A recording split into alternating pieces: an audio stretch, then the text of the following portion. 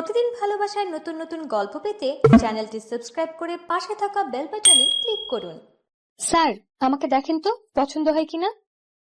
রাস্তা দিয়ে হাঁটার সময় কোথা থেকে জানি মেয়েটা এসে কথাটা বলে উঠল। ওর দিকে আর চোখে তাকিয়ে আবারও হাঁটা ধরলাম। স্যার দেখেন না, পছন্দ হয় কিনা। দেখো, আমাকে যেই রকম ভাবছো আমি সেই রকম না, আমাকে যেতে দাও। আমি আপনার থেকে কম রাখবো স্যার, দয়া করে ফিরিয়ে দিবেন না। দেখো, আমি তোমার প্রতি আগ্রহী নই, আমাকে জোর করে লাভ নাই। স্যার, আমি কিন্তু এখনো কুমারী আছি, তবুও আপনার কাছে কম দাম রাখবো। মেয়েটার কথার কোনো জবাব না দিয়ে আগের মতো হাঁটা শুরু করলাম। মেয়েটি আবারও আমার পথ আটকে দাঁড়ালো। আপনার যা ইচ্ছে তাই দিবেন, দয়া করে আমাকে ফিরিয়ে দিবেন না, আমার টাকার খুব প্রয়োজন। আমি একবার বলেছি যে তোমার প্রতি আমার আকর্ষণ নেই, তাহলে কেন এত জোর করছো? স্যার, আজ রাতে আমি আপনাকে চরম সুখ দেব, আপনি একবার অনুমতি দিন স্যার। আমি এবার টাল সামলাতে না পেরে মেয়েটার গালে কষিয়ে 2টা থাপ্পড় মারলাম। সমস্যা কি? তোমাকে একবার বলেছি না যে আমি এইরকম না, তাহলে এত জোর করছো কেন? থাপ্পড় খেয়ে মেয়েটা গালে হাত দিয়ে চুপ করে দাঁড়িয়ে আছে, তার চোখ দিয়ে ফোঁটা ফোঁটা অশ্রু ঝরে পড়ছে। স্যার, আমার টাকার খুব দরকার, দয়া করেন একটু আমার উপর। আমি এইবার মেয়েটার দিকে ভালো করে তাকিয়ে দেখি মেয়েটার ফিগারের গঠন মোটামুটি ভালোই, ফর্সা গালে থাপ্পড়ের দেহ মোটামুটি স্পষ্ট বোঝা যাচ্ছে। ওর দিকে ভালো করে তাকিয়ে নিজের ভিতর পশুটা যেন জেগে উঠেছে। ওকে, তাহলে চলো আমার সাথে। মেয়েটা খুশি হয়ে আমার সাথে যেতে লাগলো। আসার সময় 1 প্যাকেট সিগারেট নিয়ে আসলাম। বাসায় এসে চাবি দিয়ে দরজাটা খুললাম। বাসায় কি আপনি একা থাকেন? হঠাৎ করে মেয়েটা প্রশ্ন করে বসলো। চাকরির কাজে বাইরে থাকি, আর বাবা মা গ্রামে থাকে। ও আচ্ছা। তুমি গিয়ে ফ্রেশ হয়ে ওই রুমে বসো, আমি আসছি। এই বলে মেয়েটাকে একটা রুম দেখিয়ে দিলাম। মেয়েটা একটা মিষ্টি হাসি দিয়ে ওয়াশরুমে চলে গেল। এইদিকে আমি রান্নাঘরে গিয়ে 2 কাপ কফি বানিয়ে আনলাম। কাপ 2টা নিয়ে রুমে গেলাম। এই নিন, কফি খান।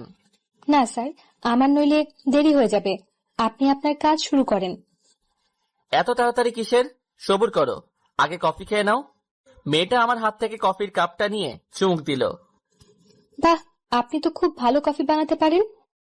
পারি কিনা জানি না, তবে প্রতিদিন বানাতে বানাতে অভ্যাস হয়ে গেছে।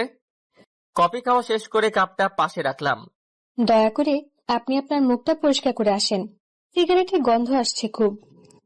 আমি ছোট্ট একটা হাসি দিয়ে বলতে লাগলাম, বাহ, বেশ্যাদের আবার অস্বস্তি। বেশ্যা কথাটা শুনে যেন মেয়েটা বড় একটা শক খেলো, যেটা আমি স্পষ্ট দেখতে পেলাম।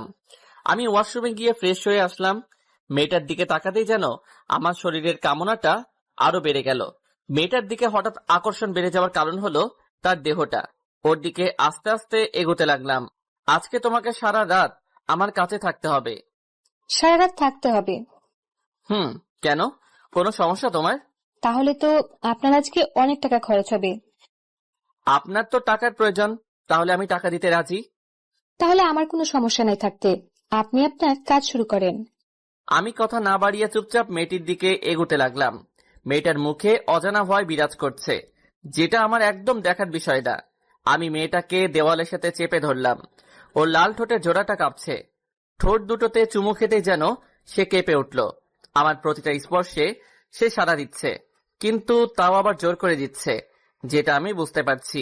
সেই দিকে আমি লক্ষ্য না করে কামনায় ব্যস্ত হয়ে গেলাম। ধীরে ধীরে মেয়েটার নাভিতে স্পর্শ করতেই যেন ওর গায়ে শিহরণ দিয়ে উঠল। আমাকে বাধা দিতে গিয়ে পারল না, কারণ টাকার কাছে সে বন্দী। আমি ওকে ধীরে ধীরে বিবস্ত্র করে দিলাম। ধীরে ধীরে আমিও যেন মাতাল হয়ে যাচ্ছি। ঝাঁপিয়ে পড়লাম নিরীহ বেশ্যা মেয়েটার উপর। এইদিকে মেয়েটা ব্যথায় কাতরাচ্ছে, আমি সেই দিকেও খেয়াল না করে পশু হয়ে উঠলাম। মেয়েটা কুমারী থাকায় অনেক ব্লিডিং হয়েছে। নিজের কাজ শেষ করে ফ্রেশ হয়ে আসলাম। মেয়েটা তখনও বিছানায় ব্যথায় ছটফট করছে। মেয়েটাকে ফ্রেশ হতে সাহায্য করলাম।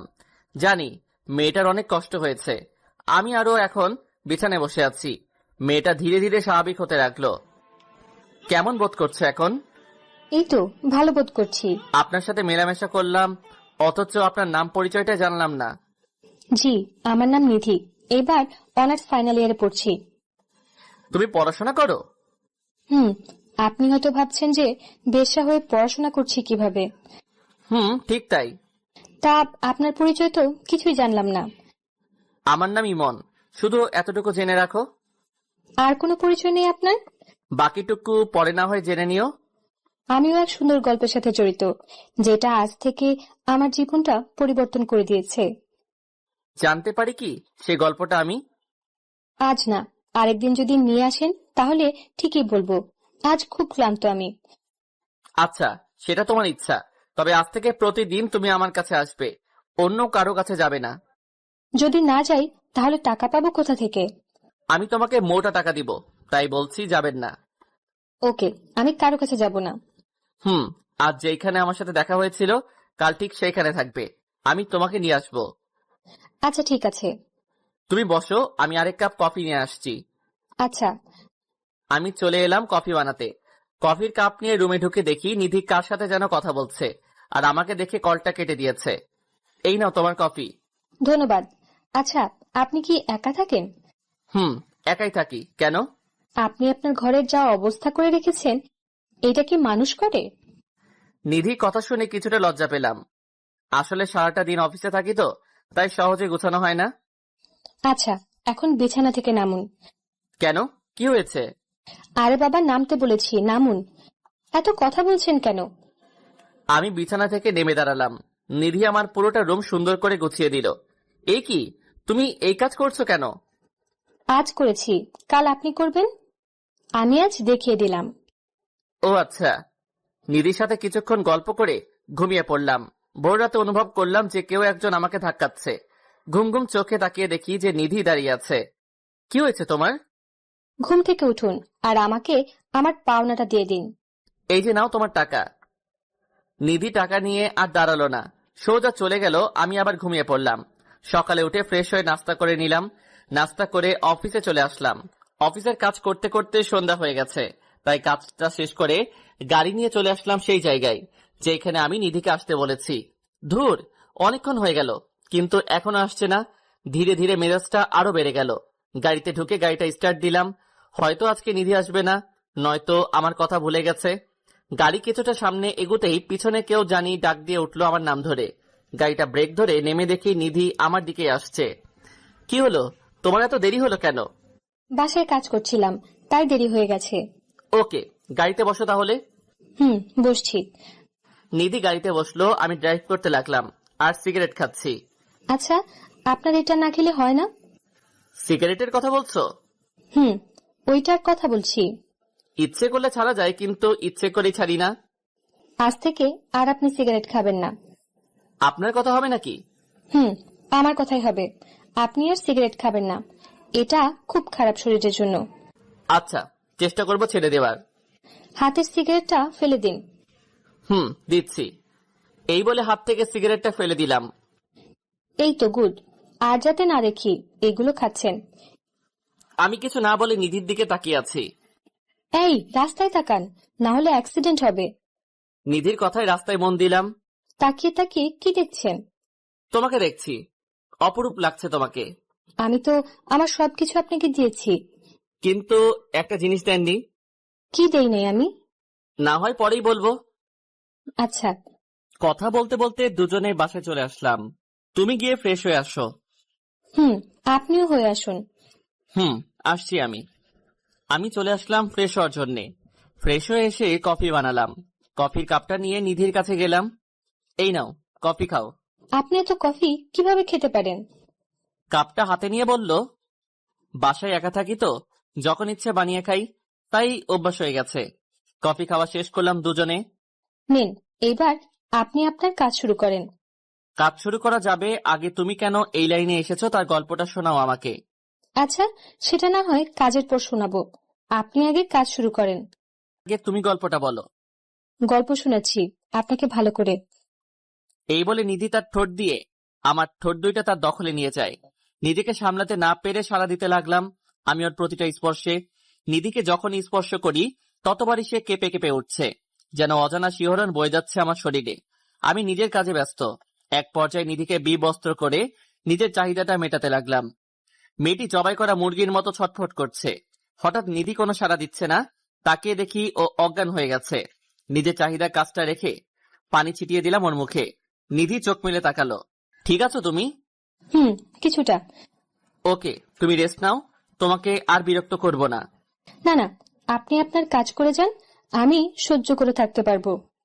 তুমি একটু অপেক্ষা করো, আমি কফি নিয়ে আসছি। আচ্ছা। আমি আবার কফি বানাতে গেলাম। কফিটা বানিয়ে ওর হাতে কাপটা দিলাম। দুজনে পাশাপাশি বসে আছি। ও কাপে চুমুক দিচ্ছে আর কথা বলে যাচ্ছে। এমন সময় ওর কল আসলো। ও আমার কলটা ধরতে বিব্রত হচ্ছে, সেটা আমি বুঝতে পেরেছি।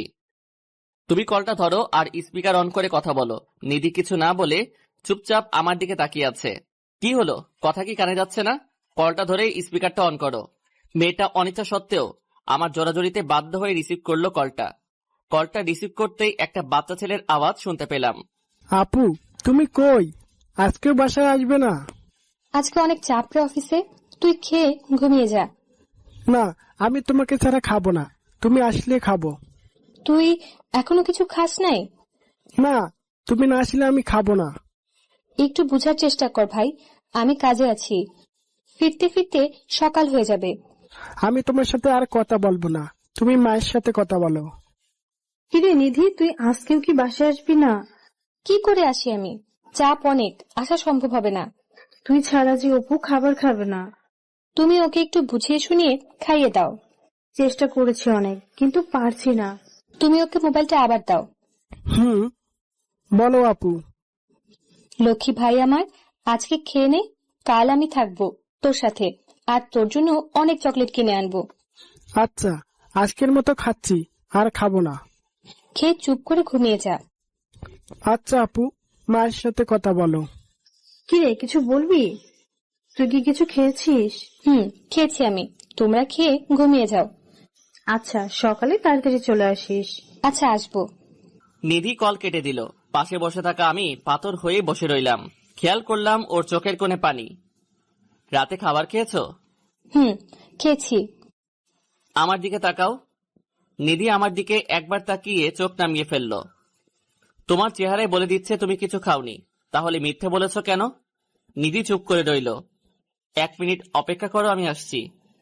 কই যাবেন আপনি? একটু আসছি, তুমি বসো। এই বলে আমি রান্নাঘরে এসে কিছু খাবার বেড়ে নিলাম নিধির জন্য। খাবারটা নিয়ে রুমে গেলাম। আমার হাতে খাবার দেখে নিধি কিছুটা অবাক হলো। অবাক হওয়ার কিছুই নেই, তোমার জন্য খাবার এনেছি। আমার খিদে নেই, আমি খাবো না। একদম চুপ, আর একটা কথা বলবা না। নিধি ধমক খেয়ে চুপ করে বসে রইল। নাও, হা করো, আমি ওকে খাইয়ে দিব। এটা দেখে ও চমকে গেল। আপনি খাইয়ে দিবেন? আমি খাইয়ে দিব। সমস্যা আছে তোমার? নিধি মাথা নাড়িয়ে না বলল। তাহলে হা করো, আমি খাইয়ে দেই। নিধি হা করলো। আমি তাকে খাবারগুলো খাইয়ে দিতে লাগলাম। নিধি খাচ্ছে আর আমার দিকে তাকিয়ে আছে। এইভাবে কি দেখছো? আপনাকে দেখছি। কেন, আমাকে আগে দেখো নাই? দেখেছি, বাট এই রূপে আগে দেখি নাই। আচ্ছা, কথা না বলে চুপচাপ খেয়ে নাও।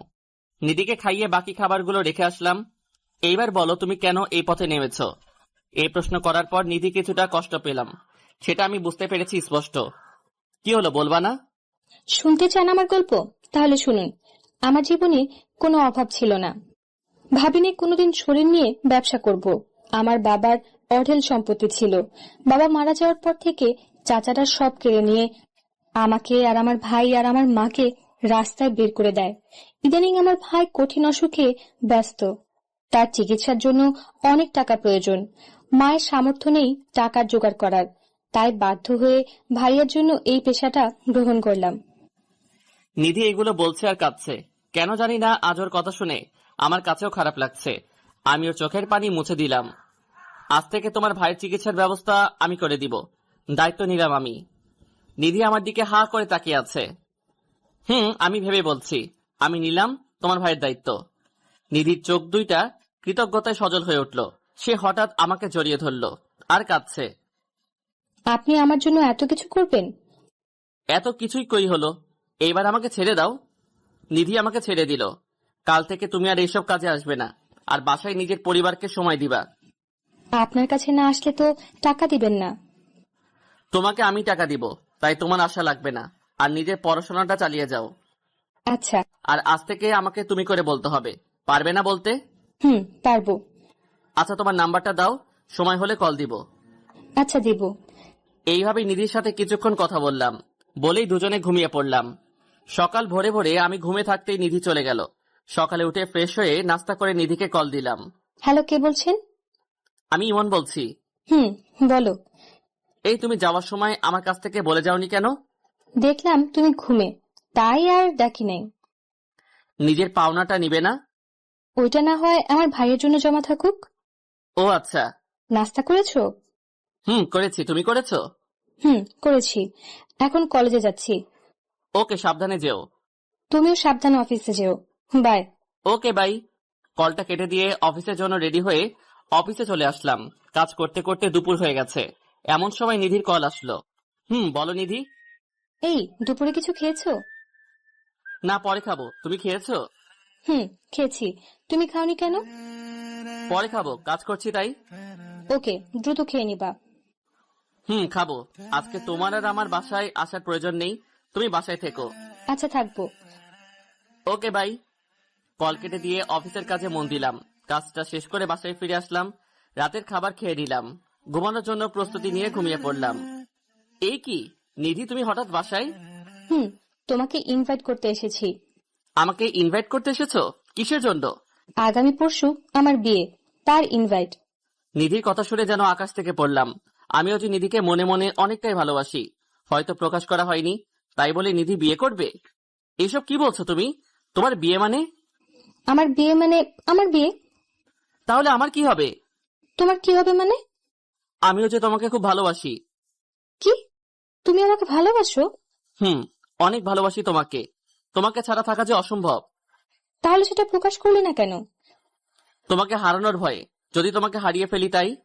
এখন তো আমাকে হারিয়ে ফেলেছো, কয়দিন পর আমি আরেকজনের বউ হব।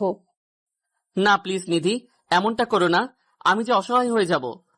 নিধি কিছু না বলে হাঁটতে লাগলো। আমি ওকে পিছন থেকে ডাকছি, নিধি দাঁড়াও, প্লিজ দাঁড়াও। হঠাৎ ঘুমটা ভেঙে গেল আমার।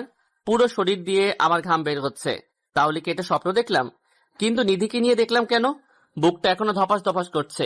ঢকঢক করে এক গ্লাস পানি খেয়ে নিলাম, তাও যেন কেউ বুকের ভিতর হাতুড়ি দিয়ে পিটাচ্ছে। আচ্ছা, আমি নিধিকে নিয়ে এই স্বপ্ন দেখলাম কেন? এই 2 দিনে মেয়েটার প্রতি মায়া জন্মে গেছে, তাই বলে এই স্বপ্ন দেখবো আমি? নিধিকে একটা কল দিব? না থাক, হয়তো এখনো ঘুমিয়ে আছে, তাই আর কল দিলাম না। হঠাৎ মোবাইলে যেন কেউ কল দিয়ে বসলো। তাকিয়ে দেখি নিধির কল। কি ব্যাপার নিধি, এই সময় কল দিল কেন? কোনো সমস্যা হয়নি তো? দ্রুত মোবাইলটা রিসিভ করলাম। এত রাতে কল দিলে যে, কোনো সমস্যা হয়েছে? না, আমার ঘুম আসছে না, তাই কল দিয়েছিলাম। তোমাকে বুঝি বিরক্ত করলাম? না না, কিসের বিরক্ত? তুমি ঘুমাওনি? ঘুমিয়েছিলাম, কিন্তু একটা অদ্ভুত স্বপ্ন দেখছি, তাই ঘুমটা ভেঙে গেল। কি স্বপ্ন দেখেছো? সেটা এখন না, পরে বলবো। তোমার ঘুম আসছে না কেন? জানি না কেন আসছে না, তবে কল কাটার পর আসবে হয়তো।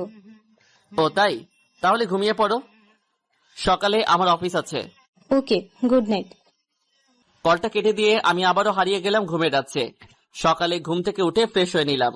নাস্তা করার পর দেখি নিধি কল দিয়েছে। কলটা রিসিভ করলাম। বলো। এই, তুমি কি বেরিয়েছো? না, এই তো এখন বের হব। আচ্ছা, তুমি বের হও। কেন, কি হয়েছে? কিছু না, তুমি বের হও। এই বলে নিধি কল কেটে দিল। আমি রেডি হয়ে নিচে আসলাম। নিচে এসে দেখি নিধি দাঁড়িয়ে আছে। আরে তুমি, তাও এই সময়? কলেজে যাব। তো যাও, এইখানে কি? আমি তোমার সাথে যাব। আচ্ছা, তাহলে অফিসে যাওয়ার সময় নামিয়ে দিব তোমাকে। আচ্ছা। দুজনে গাড়িতে বসলাম। আমি ড্রাইভ করছি। কাল রাতে ঘুম হয়েছে? হয়েছে কোনো মতে। বেশি ভালো না হওয়ার কারণ? কারণটা অন্য কেউ, যে আমার রাতের ঘুমটা কেড়ে নিয়েছে। তা কে সে ব্যক্তি? নাম বলা যাবে না, আছে একজন। তা তোমার ঘুম না আসার কারণ? আমার কারণ আছে, সেটা বলা যাবে না। কি এমন কারণ যে আমাকে বলা যাবে না? এখন না, পরে বলবো। আচ্ছা, হঠাৎ আমার সাথে কলেজে যাবার কারণ? কোনো কারণ নেই, এমনি যাচ্ছি। তা কাল কি স্বপ্ন দেখেছো, তা তো বলবে না? সেটা বলে দিলে তো মনের কথা বলা হয়ে গেল। মানে বুঝলাম না। না কিছু না, এমনি। এখন গাড়ি চালান। আমি কথা না বলে ড্রাইভ করতে লাগলাম। নিধিকে কলেজে নামিয়ে দিয়ে আমি চলে আসলাম অফিসে। আজ অফিসে কাজ কম, তাই বসে বসে রেস্ট নিচ্ছি। হঠাৎ দেখি নিধি আমার ক্যাবিনে ঢুকলো। ওর দিকে তাকিয়ে আছি হা করে। আরে নিধি, তুমি এইখানে? আমার অফিস চিনলে কেমনে? আর এইখানে এসেছো কেন? আরে স্যার কি বলছেন? আমি ফারিহা, নিধি না। ফারিয়ার কথায় ঘোরটা কেটে গেল। তাকিয়ে দেখি ফারিয়ার সামনে দাঁড়িয়ে আছে। ও তুমি? আসলে সরি, আমি বুঝতে পারি নাই। ওকে স্যার, সমস্যা নাই। তা কোনো সমস্যা আছে? স্যার ফাইলটা কিছু সমস্যা করেছে, একটু দেখেন তো। কই দাও ফাইলটা। ফারিয়ার কাছ থেকে ফাইলটা নিয়ে ওকে বুঝিয়ে দিলাম। ওকে স্যার, তাহলে আমি যাই। ওকে যাও। আচ্ছা, আমি ফারিয়াকে নিধি মনে করলাম কেন? সব জায়গায় কেন যেন আমি নিধিকে দেখতে পাই। অফিসের কাজ শেষ করে বাসায় ফিরে নিজের জন্য কিছু রান্না করলাম। এমন সময় নিধির কল আসলো। এ কি করো? কি আর করব, রান্না করছি। রান্না করতে বুঝি কষ্ট হয়? কেন, তুমি করো নাই কোনোদিন? না, মা সবসময় রান্না করে, তাই আমার করার প্রয়োজন নেই। আমার তো মা নেই এইখানে, তাই আমি নিজে রান্না করছি। ওকে, তাহলে খাওয়ার পর কল দিও আমাকে। ওকে দিব। কলটা কেটে দিয়ে খাবারটা খেয়ে শুয়ে রইলাম, আর পাশাপাশি মোবাইল টিপছি। আবার নিধি কল দিল। বলো। তোমার কি খাওয়া এখনো হয়নি? হয়েছে, আর এখন মোবাইল টিপছি। আমাকে কল দেওয়ার কথা কি মনে ছিল না? ও, একদম ভুলে গেছি, সরি। ভুলে তো যাবেই। আচ্ছা শোনো না, বলো। আপু আর মা তোমাকে দেখতে চায়। তা কিভাবে দেখা করব? আমার তো অফিস আছে। না, আমি কোনো কিছু শুনতে চাই না। তোমাকে আসতেই হবে কাল। কাল আসতেই হবে? আমি কাল কলেজে যাব না, আর তুমি কাল আমাদের বাসায় আসবে। আমি তো ঠিকানা জানি না। আমি মেসেজ করে পাঠিয়ে দেব তোমাকে। আচ্ছা, ঠিক আছে, আসবো। আমি তোমার অপেক্ষায় থাকবো। হুম। আচ্ছা তুমি ঘুমাও, গুড নাইট। ওকে, গুড নাইট। কলটা কেটে দিয়ে কিছুক্ষণ মোবাইল টিপলাম, তারপর তলিয়ে গেলাম গভীর ঘুমে। সকালে উঠে ফ্রেশ হয়ে মোবাইলটা চেক করে দেখি নিধি তার ঠিকানা পাঠিয়ে দিয়েছে। নাস্তা করে রেডি হলাম নিধির বাসায় যাওয়ার জন্য। ওদের বাসার ঠিকানা খুঁজে বের করে ওদের দরজায় কলিং বেল চাপ দিয়ে দাঁড়িয়ে আছি। একটু পর একজন মহিলা এসে দরজাটা খুলে দিল। কে আপনি? আর কাকে চাই? ইয়ে মানে নিধি নামের কেউ থাকে এখানে? তোমার নাম কি ইমন? জি, আমার নাম ইমন। ও, তাহলে তুমি ইমন। আসো বাবা, ভিতরে আসো। আমি মহিলার পিছন পিছন ভিতরে ঢুকলাম। আমি সোফাতে বসে আছি, এমন সময় একটা ছেলে আসলো আমার কাছে। ভাইয়া, আপনি এসেছেন? জানেন, আপনার জন্য এতক্ষণ ধরে অপেক্ষা করছি। তোমার নাম অপু? কেন, তুমি আমাকে চিনো না? তোমাকে তো আগে দেখি নাই, তাই চিনতেও পারি নাই। জানো, আমি তোমার নামে আপুর কাছে অনেক কিছু জেনেছি। তা কি জেনেছো? তোমার নামে অনেক সুনাম করেছে আপু। তাই নাকি? তা তোমার আপু কই? আপু তো ও রুমে। আচ্ছা, আমি ডাক দিয়ে আসি। দাও। আপু চলে গেল নিধিকে ডাকার জন্য। আমি ওদের বাড়ি চারপাশে দেখতে লাগলাম। আরে তুমি এখানে? আর আমি তোমাকে খুঁজে যাচ্ছি। নিধির কথা শুনে ওর দিকে তাকিয়ে হা করে দাঁড়িয়ে আছি। নিধি আজ সুন্দর করে সেজেছে, ঠিক আমার মনের মতো। নীল কালার একটা ড্রেস, চোখে কাজল, আর ঠোঁটে হালকা লিপস্টিক। ওকে দেখতে দারুণ লাগছে। এই কি হলো তোমার? নিধি ধাক্কা খেয়ে ধ্যান ভেঙে গেছে। ওর দিকে তাকিয়ে আছি। আমার ডায়াবেটিস হয়েছে মনে হয়। তোমার ডায়াবেটিস হয়েছে কখন আর কিভাবে? এত সুন্দর আর মিষ্টি করে সাজলে তো ডায়াবেটিস হবেই। হ্যালো মিস্টার, আমি আপনার ডায়াবেটিসের জন্য সাজিনি, সেজেছি ঘুরবো বলে। তুই ঘুরতে যাবে আজকে? যাব। তা তোমার সাথে। আমার সাথে মানে? তোমাকে এখানে আনার প্ল্যান হচ্ছে মা আর আপুর সাথে পরিচয় করিয়ে দিয়ে, তারপর আমি আর তুমি সারাদিন ঘুরবো। আমি যদি না ঘুরতে যাই তাহলে কি করবে? মেরে নাক ফাটিয়ে দেব। এখন চলো। চলো। আজকে প্রথম নিধির সাথে ঘুরতে যাব। ভালোবাসার মানুষের সাথে ঘুরতে যাওয়ার অনুভূতি আগে হয় নাই, আর আজকে নিধিকে প্রপোজ করে দিব। যা হবার হবে। আউচ! এই তুমি আমাকে চিমটি কাটলে কেন? তুমি কি বয়রা নাকি? অনেকক্ষণ যাবত আমি ডাকছি, অথচ তুমি শুনছো না। আসলে আমি একটা কথা ভাবছি, তাই শুনতে পারি নাই। এভাবে হাঁটবে নাকি একটা রিক্সা নেবে? ওকে দাঁড়াও, আমি রিক্সা ডাকছি। একটা রিক্সা ডেকে নিধির পাশে বসলাম। নিধির পাশে বসতেই আজান শিহরণ দিয়ে কাজ করছে মনে।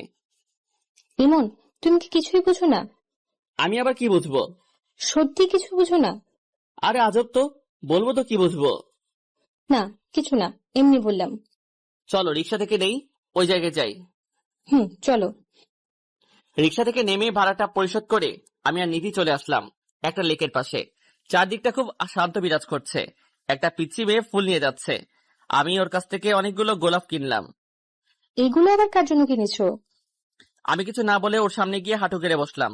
চুপচাপ ওর মুখের দিকে তাকিয়ে বলতে লাগলাম, জানি না তুমি আমাকে কি জাদু করেছো। শত ব্যস্ততার মাঝে আমি শুধু তোমাকে দেখতে পাই। আমার প্রতিটা নিঃশ্বাসে যেন তোমার অস্তিত্ব খুঁজে পাই। আমার প্রতিটা অনুভূতি যেন তোমাকে ঘিরে। আমি তোমাকে শত ব্যস্ততার মাঝেও ভালোবেসে ফেলেছি। পারবি কি আমার অগোছালো জীবনটা গুছিয়ে দিতে? I love you. চোখটা বন্ধ করে চুপচাপ বসে আছি নিধির উত্তরের আশায়। জানি না সে কি বলবে আমাকে। হয়তো আমাকে নিষেধ করে দিবে। হালকা চোখ খুলে দেখি নিধির চোখে পানি। আমি উঠে ওকে জড়িয়ে ধরলাম। জড়িয়ে ধরার সাথে সাথে যেন ওর কান্না আগের থেকে বেড়ে গেল। এই পাগলি, কাঁদছো কেন? এই কান্না কষ্টের নয়, বরং খুশির। কোনোদিন আমাকে ছেড়ে যাবে না তো? না, কোনোদিন যাব না। তুমি শুধু আমার। মনে থাকে যেন। আচ্ছা, এইবার চোখের পানি মুছে ফেলো বলছি। মুছলাম। এইবার মিষ্টি করে হাসি দাও। দিলাম। চলো এইবার ওইখানে গিয়ে বসি। চলো। দুজনে পাশাপাশি বসে আছি। আচ্ছা, আমাকে প্রপোজ করার চিন্তা আসলো কিভাবে? তোমাকে আমি নিজের অস্তিত্বের সাথে মিশিয়ে দিয়েছি। তা কিভাবে মিশিয়েছো? তোমাকে নিয়ে আমি রাতে স্বপ্ন দেখেছি, আবার আমার সহকর্মীকে তুমি ভেবে উল্টাপাল্টা কথা বলেছি। তাই নাকি? সব তোমার জন্য। আমাকে জাদু না করলেই পারতে। আচ্ছা, তোমার খারাপ লাগে না একজন পতিতার সাথে বসে আছো আর প্রেম করছো? নিধির মুখে পতিতা নামটা শুনে কিছুটা কষ্ট পেলাম। তুমি তো পতিতা না। তুমি তো আমার কাছে এসেছিলে আর আমি তোমাকে গ্রহণ করেছি। আমার কাছে তুমি পতিতা নও। আমাকে গ্রহণ করে কি নিজের জীবনটা নষ্ট করে দিলে? একটা থাপ্পড় দিব এখন, আর একটাও কথা বলবা না। যেটা সত্যি তাই বললাম। আমি চলে যাব নাকি এখান থেকে? ওকে, সরি, আর বলবো না। মনে থাকে যেন, আমি তোমাকে খুব শীঘ্রই বিয়ে করে নিজের করে নিব। আমাকে তোমার বাবা মায়ের কাছে নিয়ে যাবে না? অফিসটা বন্ধ দিলে আমি তোমাকে নিয়ে যাব। ওকে। এখন চলো কিছু কিনবো। কি কিনবে এখন? আগে চলো, তারপর দেখবে কি কিনি। ওকে, চলো। নিধিকে নিয়ে একটা মার্কেটে গেলাম। মেয়েদের শপে ঢুকতেই নিধি হাত ধরে ফেললো। কি হলো, হাত ধরলে কেন? এটা তো মেয়েদের পণ্যের দোকান, এখানে তুমি কি করবে? ভিতরে চলো, কাজ আছে। নিধি আর আমি ভিতরে ঢুকে শাড়ি দেখতে লাগলাম। নিধি অবাক চোখে আমার দিকে তাকাচ্ছে আর আমার সাথে হাঁটছে। 2টা শাড়ি কিনলাম, আর ছোটদের জামা আর প্যান্ট কিনলাম। আচ্ছা, এগুলো কিসের জন্য কিনেছো? আর এগুলো তো মেয়েদের কাপড়। আমি তো মেয়েদের গুলাই কিনলাম, একজনকে দিব বলে। কাকে দিবে এগুলো?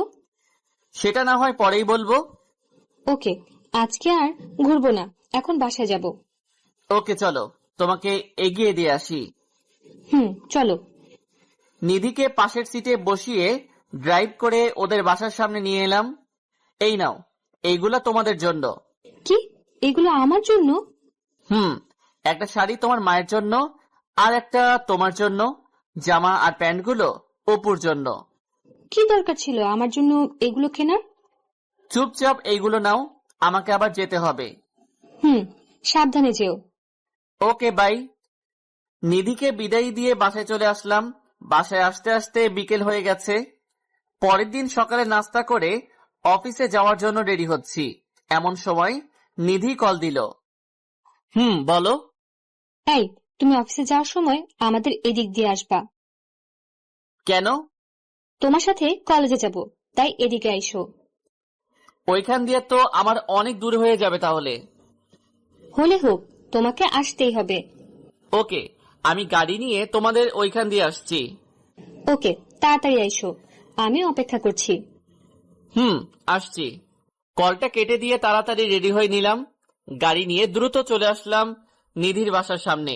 গিয়ে দেখি নিধি রাস্তায় দাঁড়িয়ে আছে। আমি ওর সামনে গাড়িটা দাঁড় করালাম। উঠে পড়ো তাড়াতাড়ি। নিধি আমার পাশে বসলো। আমি ড্রাইভ শুরু করলাম। হঠাৎ আমাকে এইখান দিয়ে আসতে বলেছো কেন? আমি প্রতিদিন তোমার ওইখানে যেতে পারবো না, তাই তোমাকে এখানে আসতে বলছি। এইখানে আসলে আমার আরো দেরি হয়ে যায়। হলে হোক, তবুও তুমি আসবে। আসবো। জানো, কাল তোমার দেওয়ার জিনিসগুলো পেয়ে ওরা অনেক খুশি হয়েছে। তাই নাকি? তা তুমি খুশি হওনি? আমিও অনেক। তোমার কলেজে এসে গেছে, এখন নামো। সাবধানে যেও, বাই। Okay, by. অফিসে এসে কাজ করতে লাগলাম। এমন সময় বসের থেকে খবর আসলো যে পারিপার্শ্বিক কিছু কাজের জন্য অফিস নাকি কয়েকদিন বন্ধ। অফিসের কাজ শেষ করে বাসায় ফিরে রান্না করছি, এমন সময় মা কল দিল। হ্যাঁ মা, বলো।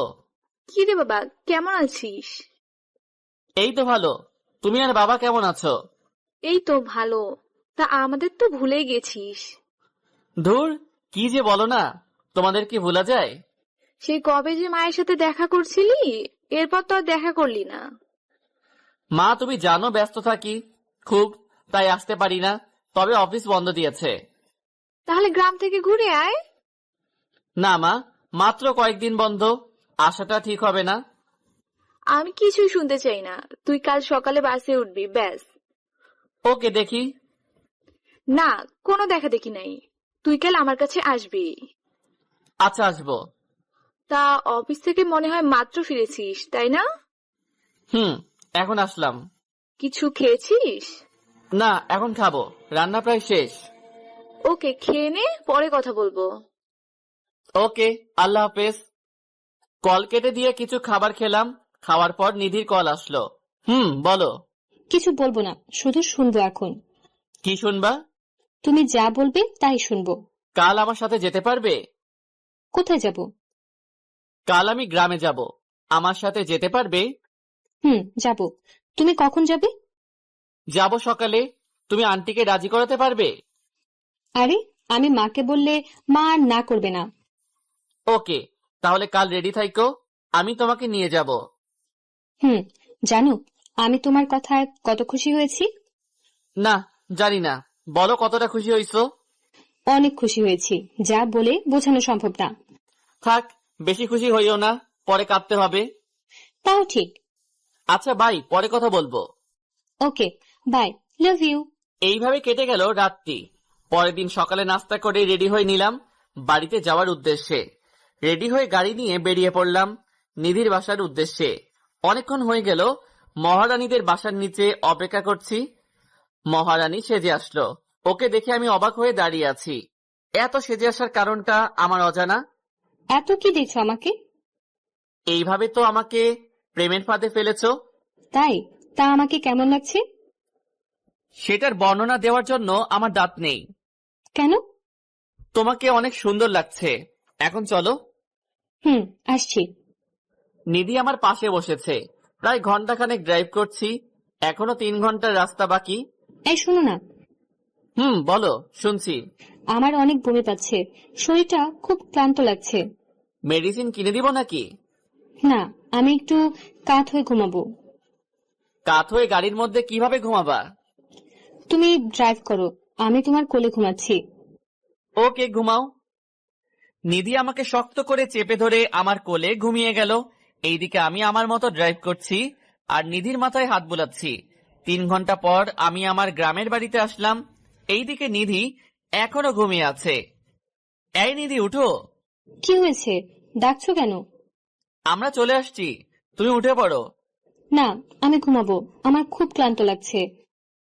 এই যে ঘরে গিয়ে ঘুমাবা, এখন চলো। এই বলে আমি নিধিকে উঠিয়ে দিলাম কোল থেকে। কচু, তোমার জন্য ঘুমাতে পারলাম না ঠিক করে। আমি আর নিধি বাসার সামনে এসে কলিং বেল চাপ দিলাম। মা এসে দরজা খুলে দিল। আমি সোজা গিয়ে মাকে জড়িয়ে ধরলাম। মা আমাকে দেখে কেঁদে দেয়। মা, তুমি কাঁদছো কেন? দেখো না, আমি এসে গেছি। আমাদের কথা বুঝি তোর মনে পড়ে না? পড়লেই কি আর আসা যায়? এত ব্যস্ততা আমাকে দেখাতে আসিস না। বাহিরে দাঁড়িয়ে রাখবা নাকি ভিতরে যেতে দিবা? আয়, ভিতরে আয়। আমি আর নিধি ভিতরে গেলাম। কি রে, মেয়েটা কে? এই, কি হলো? মাকে সালাম করো। করছি। বাহ, মেয়েটা তো দারুণ মিষ্টি। তা মেয়েটা কে রে? মা, মানে ও হচ্ছে। থাক, আর বলতে হবে না, আমি বুঝতে পেরেছি। আমার ঘরের বউকে এইভাবে এনেছিস কেন? এই বলে মা আমার কান ধরলো। মা ছাড়ো, লাগছে আমার। তুই একে বিয়ে করে আনতে পারতি, ওকে এইভাবে এনেছিস কেন? বিয়ে করব সামনে, এখন না। আচ্ছা, তোরা গিয়ে রেস্ট নে, আমি তোদের খাবার ব্যবস্থা করছি। আচ্ছা। আমি নিধিকে নিয়ে আমার রুমে চলে আসলাম। এটা তোমার রুম? এইটাই আমার রুম। বাহ, খুব গোছানো রুম তোমার, ঠিক তোমার মতো। তোমার ক্লান্তি ভাবটা কি আছে নাকি চলে গেছে?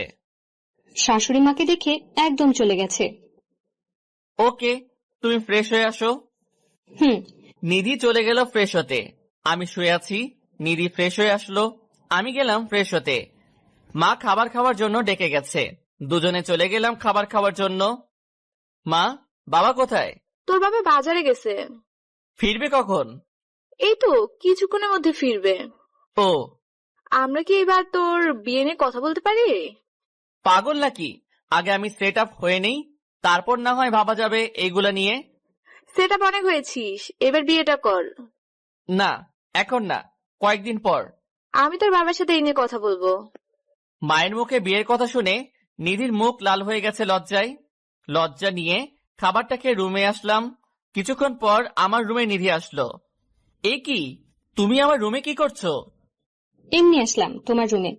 তুমি মায়ের সাথে গল্প করো, আমি একটু ঘুমিয়ে নেই। মা তো কি জানি কাজ করছে, কাজ শেষ হলে আমি যাব মায়ের কাছে। তা আমার পরিবারকে কেমন লাগছে তোমার? খুব ভালো লাগছে, সবাই খুব মিশুক।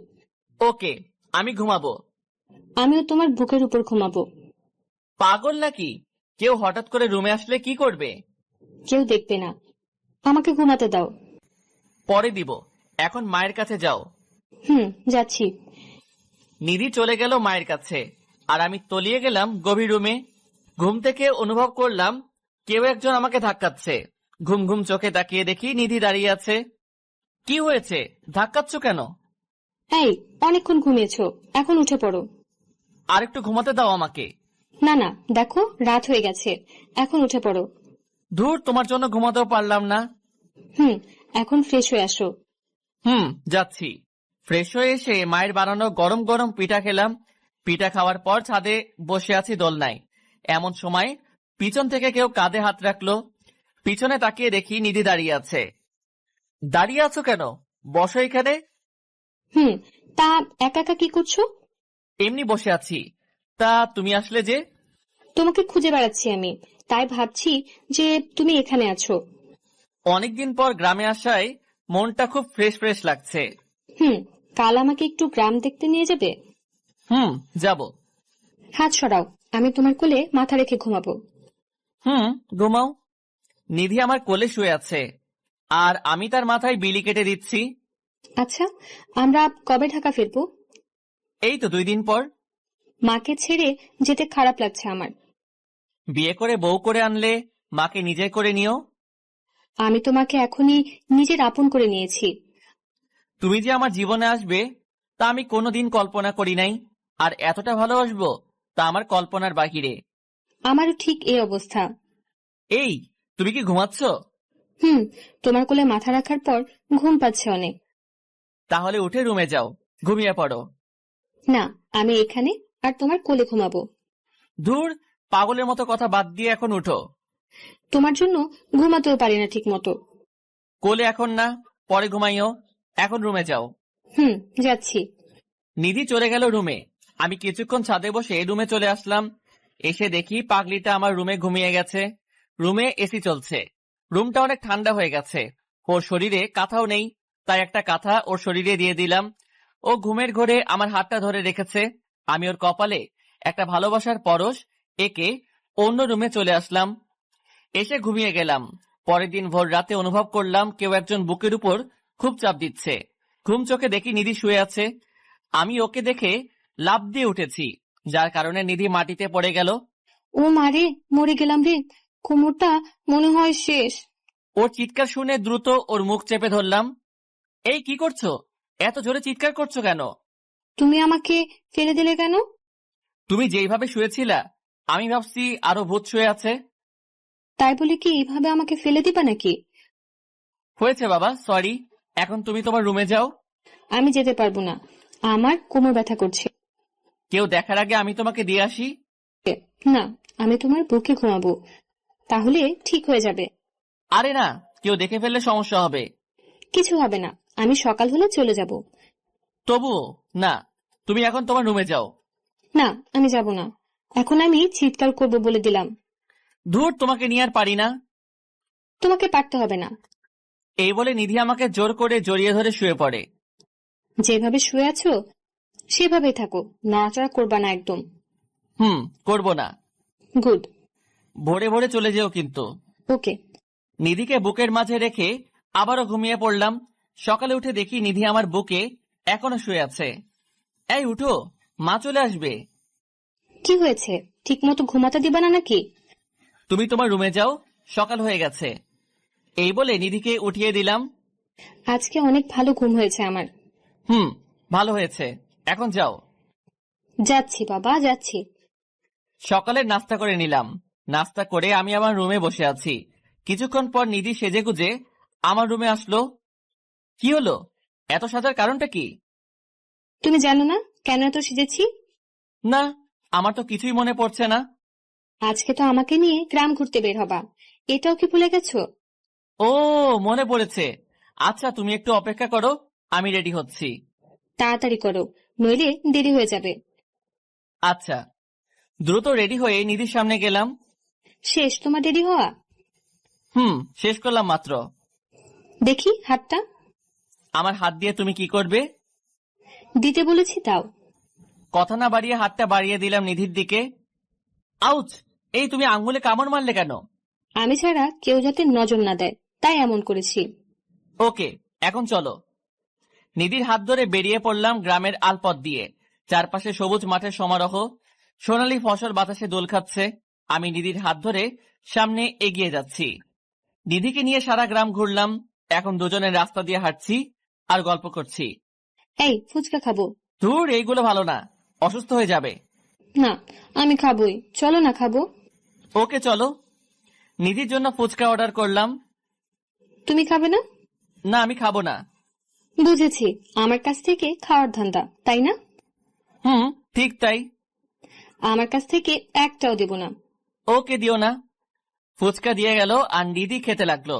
আমি আনমনা ভাবে ওর খাওয়া দেখছি। কি দেখছো এমন করে? রাক্ষসীর খাওয়া দেখছি। কি, আমি রাক্ষসী? আরে না না, আমি তোমাকে বলি নাই, বলেছি ওই পাশের দেশ ভারতের একটা মেয়েকে। আমাকে বোকা বানিয়ে লাভ নাই। বুঝছি, তুমি অনেক চালাক। এখন খাও তুমি। তুমি হা করো, আমি তোমাকে খাইয়ে দেই। না, আমি খাবো না। হা করতে বলেছি আমি। করলাম। হা করতে নিধি আমার মুখে একটা ফুচকা ঢুকিয়ে দিল। আমিও খেতে লাগলাম। কি কেমন লাগছে? ভালোই লাগছে। তাড়াতাড়ি খাও, মা আবার চিন্তা করবে। খাচ্ছি। নিধির খাওয়া শেষ করে আমরা চলে আসলাম বাসায়। এইভাবে গ্রামে কয়েকদিন ছিলাম, এখন আবার শহরে ফিরে যাব। ব্যাগ গোছানো শেষ। মায়ের কাছ থেকে বিদায় নেওয়ার সময় নিধি কেঁদে দিয়েছে। অতঃপর মায়ের কাছ থেকে বিদায় নিয়ে ঢাকা চলে আসলাম দুজনে। কাল সকালে অফিস আছে, তাই রাতে কিছু রান্না করে খেয়ে নিলাম। অফিস শুরু হয়েছে অনেক আগেই। মায়ের জোড়াজড়িতে অনেকদিন থাকতে হয়েছে। নিধিকে ওর বাসায় এগিয়ে দিয়ে এসেছি। রাতে খাবার খেয়ে শুয়ে আছি, এমন সময় নিধির কল আসলো। বলো। আমার কিছুই ভালো লাগছে না। কেন? মাকে খুব মিস করছি আমি, মন চায় মায়ের কাছে ফিরে যাই। ওকে, অফিস বন্ধ দিলে আমরা আবার যাব। কি করছো এখন? এই তো খেয়ে শুয়ে আছি। তুমি কি করছো? আমিও শুয়ে আছি। আচ্ছা, পরে কথা বলি, আমাকে আবার কাল অফিসে যেতে হবে। Okay, good night, love you. Okay, love you. Call কেটে দিয়ে ঘুমিয়ে পড়লাম। পরের দিন সকালে অফিসে চলে গেলাম। ঠিক এমন সময়ে বসের ডাক আসলো। আসবো স্যার? জি মিস্টার ইমন, আসুন। ধন্যবাদ স্যার। তা আপনি দাঁড়িয়ে আছেন কেন? বসেন এইখানে। তা স্যার ডেকেছেন কেন? কারণটা হলো আমাদের অফিসের কাজে প্রতি বছর কিছু লোক দেশের বাইরে যায়, তা আমি চাই এইবার আপনি যান। ওকে স্যার, আমি যেতে পারবো। আপনাকে নেওয়ার কারণটা হলো আপনি খুব ভালো দায়িত্ব পালন করতে পারেন, আশা করি এটাও পারবেন। আমি আমার সর্বোচ্চ চেষ্টা করব। গুড, তাহলে আপনি এখন যান, খুব শীঘ্রই আপনার ফ্লাইট হবে। ধন্যবাদ স্যার। ক্যাবিনে বসে বসে ফাইলগুলো চেক করছি, এমন সময় নিধি কল দিল। বলো। ইমন, তুমি কোথায়? একটু আসতে পারবে? নিধির কান্না শুনে যেন বুকটা মোচড় দিয়ে উঠল। কি হয়েছে তোমার? কাঁদছো কেন? আমাকে খুলে বলো। আমার ভাইয়া খুব অসুস্থ হয়ে যায় হঠাৎ করে, আমরা তাকে ঢাকা মেডিকেলে নিয়ে যাচ্ছি। ওকে, তোমরা থাকো, আমি আসছি এক্ষুনি। আসো। একদম কাঁদবা না বলে দিলাম, তোমার ভাইয়ের কিছুই হবে না। তাই যেন হয়। আমি আর দেরি না করে বসের কাছ থেকে ছুটি নিয়ে চলে গেলাম হাসপাতালে। কেবিনের সামনে নিধি বসে আছে আর কাঁদছে। আমাকে দেখে ও জড়িয়ে কান্না শুরু করে দিল। বললাম না কাঁদতে না, আবার কাঁদছো কেন? তা ডাক্তার কি বলেছে? ডাক্তার এখনো কিছু বলে নাই, তবে ওনার চেম্বারে ডেকেছিল। গিয়েছো তুমি চেম্বারে? না, এখন যাব, তুমিও সাথে চলো। আসছি। আমি আর নিধি চলে গেলাম ডাক্তারের চেম্বারে। তা ডাক্তার সাহেব কি বুঝলেন রোগীকে দেখে? আসলে আমরা ওর চেক আপ করেছি, তাতে ধরা পড়েছে যে ছেলেটার ব্রেন টিউমার হয়েছে। ডাক্তারের কথা শুনে নিধি ঠাস করে মাটিতে বসে পড়ে। এত ভেঙে বললে চলবে নাকি? আরো শক্ত হও। আমরা কাল ওকে অপারেশন করব, তাতে অনেক টাকা যেতে পারে। টাকার কথা চিন্তা করা দরকার নাই, আপনারা আপনাদের কাজ শুরু করেন। ওকে, তাহলে কাল আমরা অপারেশন শুরু করব। তাই করুন। ডাক্তারের চেম্বার থেকে বেরিয়ে এসে অপুর ক্যাবিনে ঢুকলাম। ছেলেটা গুটিসুটি মেরে শুয়ে আছে। অপু, কেমন লাগছে এখন? জি ভাইয়া, ভালো লাগছে। তুমি খুব দ্রুত সুস্থ হয়ে উঠবে, চিন্তা করো না। আচ্ছা, আর যা যা খেতে মন চাইবে তা তোমার আপুকে বলবে। ঠিক আছে। আমি ক্যাবিন থেকে বেরিয়ে পড়লাম। নিধি, এই টাকাগুলো রাখো। না না, টাকার দরকার নেই আমার। আছে, অপুর হঠাৎ কিছু লাগতে পারে, তাই টাকাগুলো দরকার আছে। না থাক, লাগবে না। নিতে বলেছি তোমাকে। নিধি চুপচাপ আমার কাছ থেকে টাকাগুলো নিল। যা যা লাগবে আমাকে কল করে জানিও, আমি এসে দিয়ে যাব। আর চিন্তা করো না, অপু ঠিক হয়ে যাবে। তাই যেন হয়। আচ্ছা, তোমার মা কোথায়? মা টেনশন করবে বলে ওনাকে আর সাথে নিয়ে আসি নাই। ভালো করেছো, আর ঠিক মতো খাবার খাবে। তাহলে আমি যাই। ওকে, সাবধানে যেও। আমি চলে আসলাম বাসায়। অফিসের কাজে বাহিরে যাওয়ার কথা নিধিকে বলি নাই, কারণ এই অবস্থাতে যদি ওই কথা বলি তাহলে মন আরো ভেঙে পড়বে। বাসায় এসে কিছু খাবার খেয়ে নিলাম। হঠাৎ বসের কল আসলো। হ্যাঁ স্যার, বলেন। তোমার কাল অফিসে আসার দরকার নাই, তোমার কাল 7টায় ফ্লাইট। স্যার, এত তাড়াতাড়ি? হঠাৎ সময়টা নির্ধারণ করা হয়েছে। ওকে স্যার, আমি আসবো। কল কেটে দিয়ে ভাবতে লাগলাম কি করব আমি এখন। কাল অপুর অপারেশন, আবার কাল ফ্লাইট। কোন দিকে যাব আমি? ফ্লাইটের কথা যদি নিধিকে জানাই তাহলে ওর মনটা ভেঙে যাবে। না থাক, ওকে কাল আমার ড্রাইভারকে দিয়ে টাকাটা পাঠিয়ে দিব, আর সময় বুঝে ফ্লাইটের কথাটা বলবো। তাড়াতাড়ি করে ব্যাগটা গুছিয়ে নিলাম। অপুর খবর নেওয়ার জন্য নিধিকে কল দিলাম। নিধির মোবাইল বন্ধ আছে, হয়তো চার্জ নেই মোবাইলে। রাতে মোবাইলটা চার্জ দিয়ে শুয়ে পড়লাম। ভোর রাতে উঠলাম। আচ্ছা, নিধিকে কি এখন কল দিব? না থাক, ও এখন ঘুমাচ্ছে, বিরক্ত করে লাভ নাই। অপারেশনের টাকা আমার ড্রাইভারের কাছে দিয়ে আমি চলে আসলাম এয়ারপোর্টে। অফিসের আরো কর্মকর্তা আমার সাথে যাচ্ছে। আমরা সবাই সিঙ্গাপুরে যাব। সবাই বিমানে বসলো, আর বিমান সিঙ্গাপুরের উদ্দেশ্যে উড্ডয়ন করলো। এইদিকে অপুর অপারেশন এখন হবে। বাটা ড্রাইভার টাকা নিয়ে এখনো যায় নাই। নিধি বাধ্য হয়ে আমাকে কল করলো। ফ্লাইট মোড অন থাকার কারণে মোবাইল বিজি বলছে। বারবার চেষ্টা করেও লাভ হয়নি। নিধির খুব চিন্তা হচ্ছে। কি হলো, আপনি কি এখনো টাকার ব্যবস্থা করতে পারেননি? ডাক্তার সাহেব, টাকার ব্যবস্থা করা আছে, আপনি অপারেশন শুরু করেন, আমি আসছি। ওকে। নিধি বাধ্য হয়ে আমার বাসায় চলে আসলো। এসে দেখে বাসায় তালা দেওয়া। যেইটা দেখার মানসিক প্রস্তুতি নিধির ছিল না। সে আবারও পাগলের মতো আমাকে কল করতে লাগলো, কিন্তু প্রতিবার বিজি বলছে। শেষমেশ সে ধপাস করে মাটিতে বসে পড়ে। তাহলে কি ইমন আমাকে ঠকালো? যাকে এত বিশ্বাস করলাম সে কিনা আমাকে ঠকাতে পারলো। নিজের সর্বস্ব দিয়েও ভাইটার জন্য কিছু করতে পারলাম না। আমি কোনোদিন ভাবতেও পারি নাই যে ভালোবাসার নাম করে সে আমাকে এইভাবে ঠকাবে। তাহলে কিসের জন্য আমি নিজেকে সামলে রেখেছি? আমি আবার হয়ে উঠবো পতিতা। আরে, যার জন্য এত কিছু করলাম সেই যদি আমাকে ঠকাতে পারে, তাহলে আমি কেন ওর জন্য নিজেকে সংযত করে রাখবো? নিজের ভাইয়ের জন্য আমি সবকিছু করতে পারি। আমাকে যেই করেই হোক টাকার ব্যবস্থা করতে হবে। এই বলে নিধি নিজের ভাইয়ের জীবনটা বাঁচানোর জন্য চলে গেল পতিতালয়ে। সে আজ নিজেকে বিলিয়ে দিবে। যত এগুচ্ছে তত মনে হচ্ছে সে পাপের দিকে যাচ্ছে। তার মন কিছুতেই সাড়া দিচ্ছে না। অবশেষে নিজের ইচ্ছার বিরুদ্ধে সে চলে গেল পতিতালয়ে। একজন বড়লোক ব্যক্তি নিধিকে টাকার বিনিময়ে পছন্দ করেছে। নিধি এখন রুমে বসে আছে আর মাথাটা নিচু করে কাঁদছে। কারো উপস্থিতি টের পেয়ে সে একটু নড়ে চড়ে বসলো। এই যে সুন্দরী, ওইভাবে না থেকে আমার কাছে আসো। নিধি এইবার নিজেকে সামলাতে পারল না, হুড়হুড় করে কেঁদে দেয়। দয়া করে আমাকে ছেড়ে দিন, আমি অনিচ্ছায় এই কাজে আসছি। আমি তোমাকে মোটা টাকা দেব, এখন আমার চাহিদা মেটাও। আমি আপনার পায়ে পড়ি, আমাকে যেতে দিন। আমার শরীরে আমার ভালোবাসার স্পর্শ রয়েছে। মানে? আর আপনি অনিচ্ছা কাজটা করছেন কেন? সে অনেক কাহিনী, আপনি কি শুনবেন সেই কাহিনী? শুনবো। নিধি তার পরিবারের কথা ও ইমনের বিশ্বাসঘাতকতার কথা প্রকাশ করে দেয় আর কাঁদতে থাকে। আপনি কাঁদবেন না, আমি আপনাকে সাহায্য করব।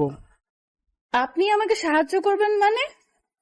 আমি আপনাকে বোন হিসেবে সাহায্য করতে চাই। আপনার ভাইয়ের চিকিৎসার টাকা আমি দেব। আজকে তার অপারেশন।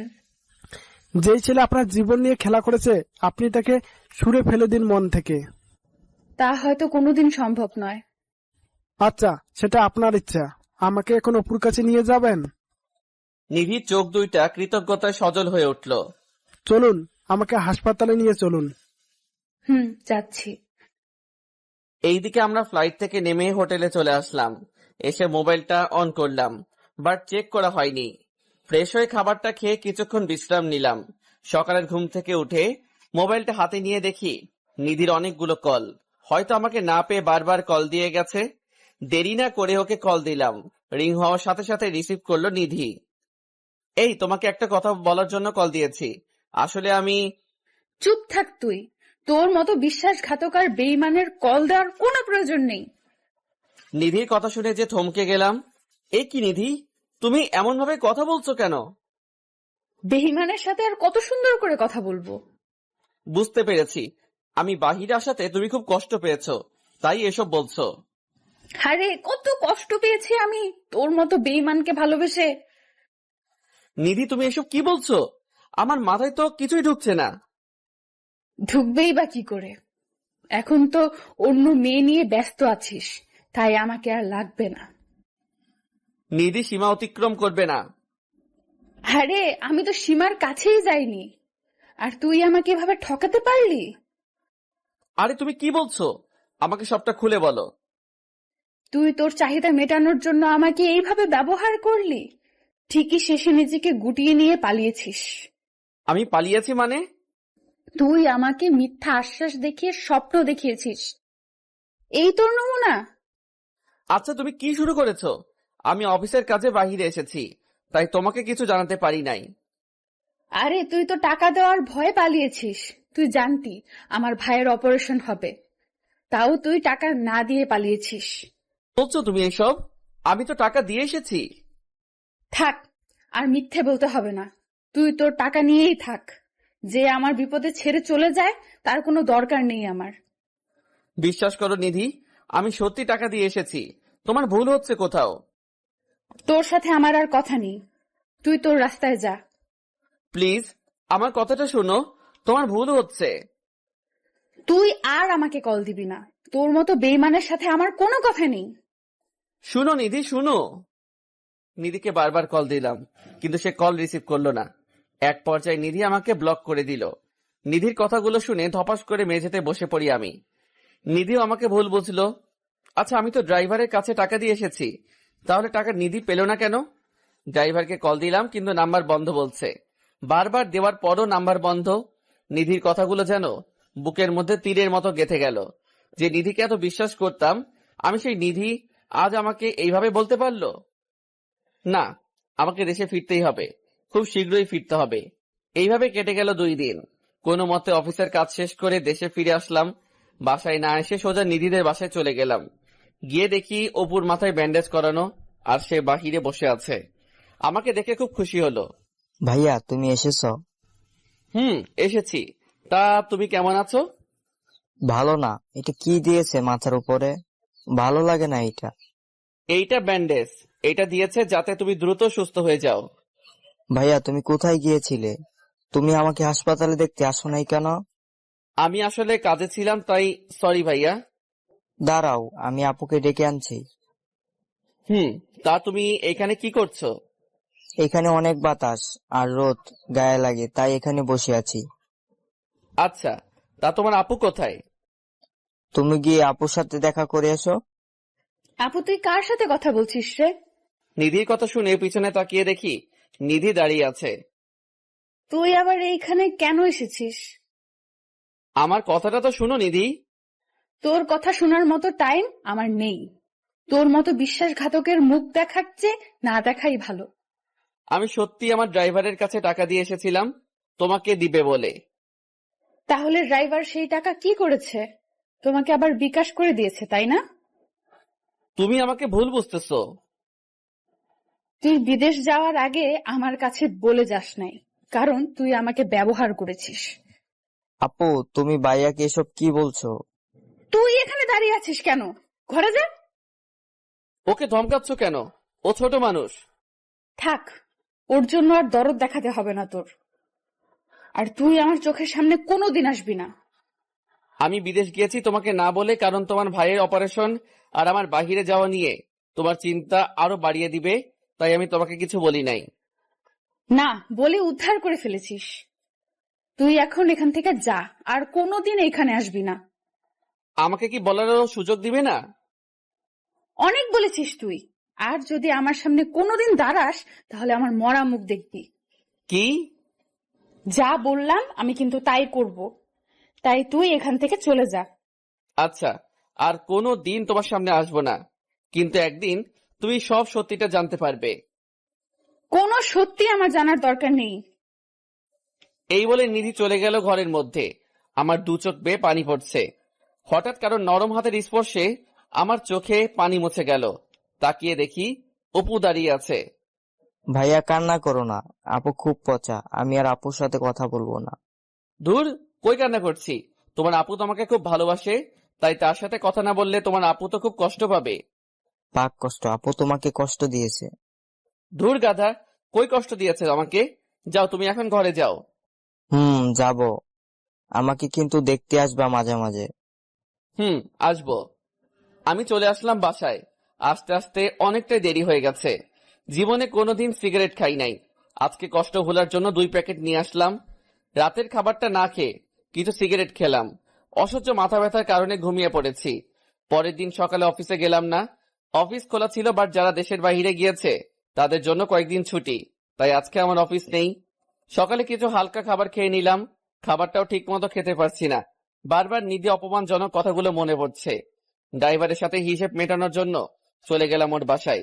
গিয়ে দেখি ও বাহিরে বসে আছে আর চায়ের কাপে চুমুক দিচ্ছে। আমি রাগের মাথায় গজগজ করতে করতে ওর কাছে গিয়ে 2টা থাপ্পড় বসিয়ে দিলাম ওর গালে। সাথে সাথে ওর হাত থেকে কাপটা ছিটকে পড়ে যায় আর ও আমার কাছ থেকে 3 হাত দূরে গিয়ে পড়ে। ও আমার দিকে তাকাতে খুব অবাক হয়ে যায়। হয়তো ও আমাকে তার বাসায় আশা করে নাই। আমি গিয়ে ওর কলার চেপে ধরলাম। কিরে, এত বিশ্বাস করলাম তোর উপর, আর তুই কিনা আমাকে এইভাবে ঠকালি? স্যার আমার কথাটা তো শুনুন। তোর কোনো কথাই আজ শুনবো না। থাপ্পড় খেয়ে ওর ঠোঁট ফেটে রক্ত বের হচ্ছে। তোর যখন যা লাগে আমি তখনই তোকে তা দিয়েছি, তাহলে কেন আমার সাথে এমনটা করলি? তোকে আমি নিজের ভাই ভেবেছি। স্যার আমার কোনো দোষ নেই, আমার কথাটা আপনাকে শুনতে হবে। তোর মতো বেইমানের কথা শুনে আমার কি হবে? আমার যা হারাবার আমি তো তাই হারিয়েছি, শুধু তোর জন্য। না, আপনি কিছুই হারান নাই স্যার। আমি আপনার কথা মতো সেদিন টাকা দিতে গিয়েছিলাম। তারপর কি হয়েছে তারপর বল। আমি সেদিন টাকা নিয়ে একটা নির্জন রোড দিয়ে যাওয়ার সময় কিছু বকাটে ছেলের শিকার হই আমি। তারপর কি হয়েছে? তারপর ওরা আমাকে সার্চ করে টাকাগুলো নিয়ে যায়। বাহ, ভালোই গল্প বানিয়েছিস। বিশ্বাস করুন স্যার, এটা গল্প না। টাকা দেয় নাই বলে ওরা আমার পিঠে কোপ দিয়ে দেয়। বিশ্বাস না হলে আপনি দেখুন। এই বলে ড্রাইভার তার শার্ট খুলে দেখায় আমাকে। সত্যি তার পিঠে অনেকটাই জখম করা কাটা স্থান রয়েছে। তারপরে যদি বিশ্বাস না হয় তাহলে আমার মায়ের কসম খেয়ে বলছি স্যার, আপনার একটা টাকাও আমি নেই। তাহলে তোর মোবাইল বন্ধ কেন? এই ঘটনার পর আমি হাসপাতালে ছিলাম একদিন, আর আপনার ভয়ে মোবাইলটা বন্ধ করে রেখেছি। জানিস টাকা না পেয়ে নিধি আমাকে কতটা অপমান করেছে? তার জন্য আমি সরি স্যার। আমাকে মাফ করে দিস, ভুল ভেবে তোর গায়ে হাত তুলেছি। এই বলে আমি চলে আসতে লাগলাম গাড়িতে করে। রাস্তার দিকে নজর পড়তেই দেখি নিধি একজন লোকের গাড়িতে উঠেছে। লোকটার গাড়িটাকে ফলো করতে করতে আসলাম, দেখি একটা বিল্ডিং এর সামনে থামছে। আমি মোবাইলটা বের করে ভিডিও করে নিলাম। দুজনে হাসাহাসি করতে করতে ভিতরে প্রবেশ করলো। আমিও তাদের পিছন পিছন ঢুকলাম। দেখি এইটা একটা অফিস। নিধিকে লোকটা ক্যাবিনে ঢুকিয়ে দরজা আটকে দিল। নিধির এই আচরণ দেখে খুব কষ্ট পেলাম। এখন সে আমাকে ছেড়ে অন্যজনকে নিয়ে ব্যস্ত। চুপচাপ সব দেখেও না দেখার ভান করে বাসায় চলে আসলাম। আসার সময় সিগারেট নিয়ে এসেছি। এই একদিনের সিগারেট যেন আমার খুব আপন বন্ধু হয়ে উঠেছে। দুপুরে খাবারটাও ঠিক মতো খাওয়া হলো না। একটা একটা সিগারেট খাচ্ছি আর মোবাইলে করা ভিডিও দেখছি। বাহ নিধি বাহ, আমাকে একটু সুযোগ দিলে না? এখন তুমি তোমার নতুন জীবন সঙ্গী নিয়ে ব্যস্ত। যদি আমার টাকা তোমার ভাইয়ের চিকিৎসার কাজে না লাগে, তাহলে তুমি এত টাকা কোথা থেকে ম্যানেজ করলে? নিশ্চয়ই নিজের শরীরটাকে বিক্রয় করে দিয়েছো ওই সঙ্গীর কাছে। তোমাকে আমি অপেক্ষা করতে বলেছিলাম, কিন্তু তুমি আমার জন্য 2 দিন অপেক্ষা করতে পারলা না। তুমি ঠিকই আমার কথা অমান্য করে অপরের সাথে রাত কাটিয়েছো। তাহলে আমি ইমন তোমাকে আর গ্রহণ করব না। এইটাই আমার সিদ্ধান্ত, যে এই মেয়ে আমার জন্য অপেক্ষা না করে নিজের শরীরটাকে বিক্রয় করে দেয়, তাকে গ্রহণ করা সম্ভব নয়। আজ থেকে নিধির জন্য আমার মনে ভালোবাসার পরিবর্তে থাকবে শুধু ঘৃণা। আজ থেকে নিধিকে আমি ভুলে যাব। সুখে থাকুক সে তার নতুন জীবন সাথীর সাথে। এইসব ভাবছি আর চোখ বেয়ে পানি পড়ছে। চোখটা মুছে আবারও সিগারেট টানতে লাগলাম। যতটা টান দিচ্ছি মনে হচ্ছে নিধির জন্য ভালোবাসা তত মুছে যাচ্ছে। সে এখন অন্যের স্পর্শে পাগল, আমার জন্য তার কিছুই নাই। সিগারেটটা খেতে খেতে মাথাটা ঘোরাতে শুরু করলো।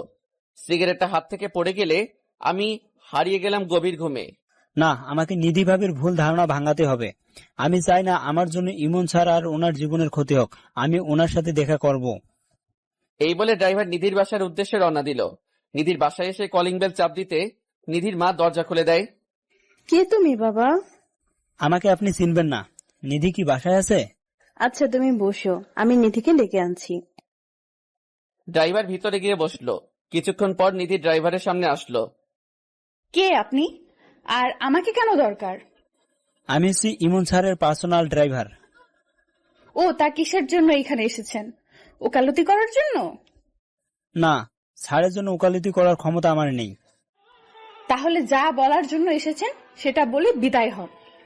আমি আপনার এইখানে এসেছি আপনার চোখের কালো গ্লাসটা খুলে দিতে। আমি কোনো কালো গ্লাস পরি নাই। কালো গ্লাসটা আমার চোখের থেকে সরে যাওয়ার কারণে আমি সাদা কালো বুঝতে পারি। না, পারেন নাই আপনি বুঝতে। যদি বুঝতে পারতেন তাহলে স্যারকে এইভাবে অপমান করতেন না। তাই এসব বলার আপনি কে? স্যার অফিসের কাজে বিদেশে যাওয়ার আগে আপনার জন্য টাকা দিয়ে গিয়েছিল আমার কাছে। কথাটা শোনার পর নিধি থমকে দাঁড়ায়, অবাক চাহনিতে ড্রাইভারের দিকে তাকায়। ইমন টাকা দিয়েছিল? আমার কাছে টাকা দিয়েছিল, এবং সেই টাকা নিয়ে আমি আপনার কাছে আসার সময়। চুপ করে থাকবেন না, বলুন কি হয়েছে? টাকা নিয়ে আসার সময় কিছু ছিনতাইকারী টাকাগুলো আমার কাছ থেকে নিয়ে যায় এবং আমার পিঠে কোপ বসিয়ে দেয় একটা।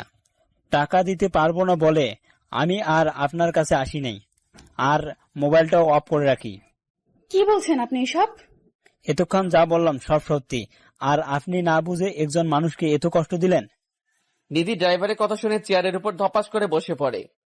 সত্যিটা আমি বলে দিয়েছি, এবার আপনি কি করবেন সেটা আপনার ব্যাপার। এই বলে ড্রাইভার চলে আসে নিধির বাড়ি থেকে। নিধি দরজা টেনে নিশ্চুপ হয়ে কান্না করতে থাকে আর অনুতপ্ত স্বীকার করছে, ছি ছি, আমি এত নিচে নেমে গেছি, যার জন্য আমি আমার ভালোবাসার মানুষটাকে এইভাবে অপমান করলাম। আমি ইমনের সাথে যা করেছি সত্যি তা মাফ পাওয়ার অযোগ্য আমি। ইমন কি আমাকে মাফ করবে? আমি ওর হাতে পায়ে ধরবো। এই বলে নিধি কাঁদছে। না না, আমাকে আর দেরি করলে চলবে না। ইমনের কাছে গিয়ে সবটা বলে মাফ চাইতে হবে। এমন মনোভাব নিয়ে নিধি বাড়ি থেকে বেরিয়ে যায় আমার বাসায় আসার জন্য। এইদিকে রাত হয়ে গেছে। আমি খাবার না খেয়ে সিগারেট খেতে শুরু করলাম। একটা না খেয়েই চলেছি, বিরতি নেওয়ার চেষ্টা করছি না। নিধি আমাকে যত অপমান করেছে তাতে আমার কষ্ট নেই। আমার কষ্ট হচ্ছে অন্য কারোর সাথে নিধি চলাফেরা করছে। এইসব যত ভাবছি মাথার রাগটা ততই বেড়ে যাচ্ছে। রাগটা কমানোর জন্য একের পর এক সিগারেট খেয়েই চলেছি। হঠাৎ অনুভব করলাম আমার মুখে সিগারেট নেই। তাকিয়ে দেখি পাশে নিধি দাঁড়িয়ে আছে আর আমার সিগারেট ওর হাতে। ওর দিকে তাকাতেই দেখি ওর চোখ কিছুটা লাল হয়ে আছে, হয়তো কান্না করেছে। ওকে দেখে রাগটা আরো বেড়ে গেল। তুমি এইখানে কি করছো? আমি সব সত্যি জানতে পেরেছি। আমি তোমাকে ভুল বুঝেছি। প্লিজ আমাকে মাফ করে দাও। আরে তোমাকে তো আগেই মাফ করে দিয়েছি আমি, এখন এখান থেকে যাও। আরে তুমি সিগারেট খাচ্ছ কেন? আমার মন চাইছে সিগারেট খেয়েছি, এতে তোমার কি? আমার অনেক কিছু কারণ। তুমি আমার সব। নিধির মুখে কথাটা শুনে মেজাজটা বিগড়ে গেল। আরে দূর রাখ তোর প্রেম, তোর মতো নষ্টা মেয়ের কোনো দরকার নেই আমার। আমার মুখে নষ্টা মেয়ে শব্দটা শুনে নিধি প্রচন্ড ধাক্কা খেলো। কি? আমি নষ্টা মেয়ে? তুই নষ্টা মেয়ে। আমার আগেই বোঝা উচিত ছিল যে পতিতাদের মনে কোনোদিন ভালোবাসা জন্মায় না, কারণ সে টাকার পিছনে দৌড়ায়। তুমি আমাকে এভাবে বলতে পারলে? পেরেছি, কারণ আমার টাকা দিয়ে অপুর অপারেশন না হলে তুই এত টাকা কোথা থেকে জোগাড় করেছিস? সেই কাহিনী লম্বা। থাক, দরকার নেই শোনার। আজকে সকালে যাকে নিয়ে গাড়িতে উঠেছিলি সে কি তোকে বিছানায় সুখ দিতে পারছে না, তাই আমার কাছে এসেছিস আবার? চুপ করো তুমি, অনেক বলেছো তুমি। আমার কাছে প্রমাণ আছে। এই বলে ওদের ভিডিওটা দেখিয়ে দিলাম। নিধিকে খুব স্বাভাবিক মনে হচ্ছে। সে আমার ভাই হয়, সে আমাকে বোন ডেকেছে। বাহ, আমি বিদেশ যেতে না যেতে ভাই বানিয়ে ফেলেছি। তা আজকেও তো ওর সাথে ঘুরেছিলি, কি মনে করিস আমি জানি না? তুমি সব ভুল জানো। হ্যাঁ হ্যাঁ, আমি ভুল জানি, আর তুই সব ঠিক জানিস, তাই না? আমার কথাটা তো একবার শুনবা। তোর কোনো কথাই আমি আজকে শুনবো না। নিধি পতিতা নামের কোনো মেয়ের সাথে আজ থেকে আমার সম্পর্ক নেই। নিধি এবার জোর করে কেঁদে দেয়।